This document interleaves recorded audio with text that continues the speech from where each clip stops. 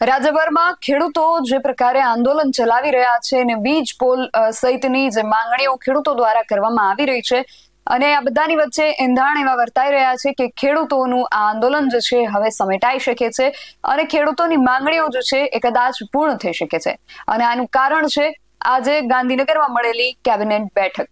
શું છે સમગ્ર વિગત તેના વિશે વાત કરીએ આ અહેવાલમાં. જય હિન્દ, BSI નવી ન્યૂઝ પર આપની સાથે હું છું નિધિ ગઢવી.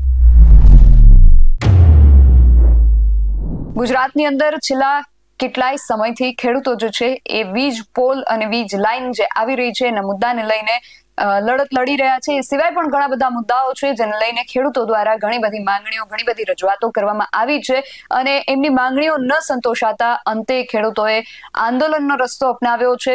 જેતપરની અંદર ખેડૂતો છેલ્લા 14 દિવસથી આમરણાંત ઉપવાસ આંદોલન પર બેસી ગયા છે. સરકાર એમની જે આ માંગણીઓ છે, એમનો અવાજ જે છે ક્યારે સાંભળશે એ પ્રશ્ન છેલ્લા કેટલાય દિવસોથી ગુજરાતની અંદર ચર્ચાનો વિષય બન્યો હતો. ગુજરાતની અંદર ચાની ટપરી હોય કે પાન ના ગલ્લા હોય કે કોઈ પણ જગ્યાએ એક જ મુદ્દાને લઈને ચર્ચાઓ થતી મોટા ભાગે જોવા મળી રહી હતી અને ખેડૂતોનું આ ઉપવાસ આંદોલન હતું, ખેડૂતોની માંગણીઓ હતી, વીજ લાઈનનો પ્રશ્ન હતો. રાજકીય વર્તુળોમાં પણ આ જ બધી ચર્ચાઓ જે છે એ વેગ પકડી રહી હતી અને આ બધાની વચ્ચે આજે જ્યારે ગાંધીનગરમાં 10:30 વાગે મુખ્યમંત્રીની અધ્યક્ષતામાં કેબિનેટ બેઠક યોજાઈ હતી તો હવે એવા એંધાણ દર્શાઈ રહ્યા છે કે કદાચ આ કેબિનેટ બેઠકની અંદર ખેડૂતોને લઈને કોઈ મોટો નિર્ણય લેવામાં આવી શકે છે.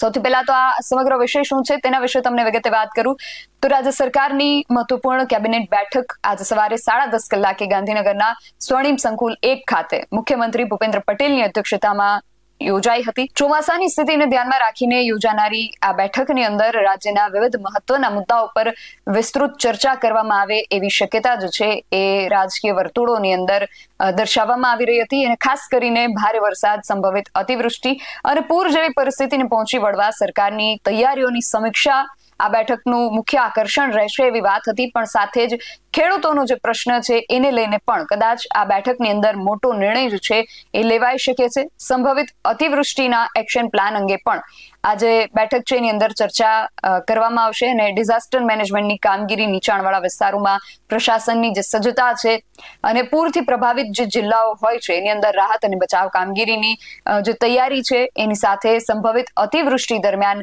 જે એક્શન પ્લાન અમલમાં મૂકવાનો છે આ બધા જ વિશે આ કેબિનેટ બેઠકની અંદર ચર્ચા કરવાની સંભાવના છે અને અલગ અલગ જે વિભાગો છે એને વધુ સતર્ક રહેવા અને સમયસર પ્રતિસાદ આપવા માટે પણ જરૂરી માર્ગદર્શન આપવામાં આવશે અને ખાસ કરીને રાજ્ય સરકારના જે મહત્વાકાંક્ષી વિકાસ કાર્યક્રમો છે એના અંગે પણ આ કેબિનેટ બેઠકની અંદર ચર્ચા થઈ શકે છે.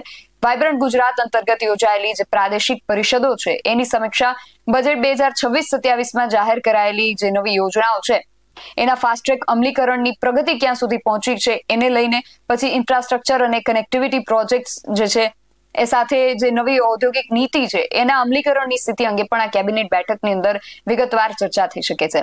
પરંતુ જે શક્યતા સૌથી વધુ ચર્ચાનું કેન્દ્ર બની છે એ છે રાજકીય અને કૃષિ ક્ષેત્રે મહત્વના ગણાતા જે વીજ પોલનો મુદ્દો છે એને લઈને પણ આ બેઠકની અંદર નિર્ણય લેવાઈ શકે છે. છેલ્લા કેટલાક સમયથી ગુજરાતની અંદર જે રીતે આપણે વાત કરી કે ખેડૂતો દ્વારા વિવિધ સ્થળોએ આંદોલન ચલાવવામાં આવી રહ્યા છે અને આ સ્થિતિને ધ્યાનમાં રાખીને રાજ્ય સરકાર ખેડૂતોને રાહત મળે એવી કોઈ નવી નીતિ અથવા તો કોઈ પણ મહત્વપૂર્ણ જાહેરાત કરી શકે છે એવી જે શક્યતાઓ છે એ વ્યક્ત કરવામાં આવી રહી છે. એટલા માટે આજની જે કેબિનેટ બેઠક છે એ રાજ્યભરના ખેડૂતો સહિત ઘણા બધા વર્ગો માટે ખૂબ મહત્વપૂર્ણ માનવામાં આવી રહી છે.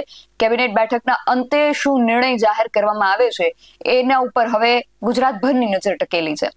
તમારું આ સમગ્ર વિષયને લઈને શું માનવું છે? તમને શું લાગે છે આ કેબિનેટની અંદર શું નિર્ણય લેવાઈ શકે છે? તમારો મત અમને કોમેન્ટ બોક્સમાં ચોક્કસથી જણાવજો. આવા જ વધુ અહેવાલો સાથે મળતા રહીશું. તમે મારી YouTube ચેનલને સબસ્ક્રાઇબ કરવાનું અને અમને Facebook અને Instagram પર ફોલો કરવાનું ભૂલશો નહીં. બાકી અવનવી અપડેટ્સ માટે આપ જોતા રહો BSI ટીવી ન્યૂઝ. નમસ્કાર.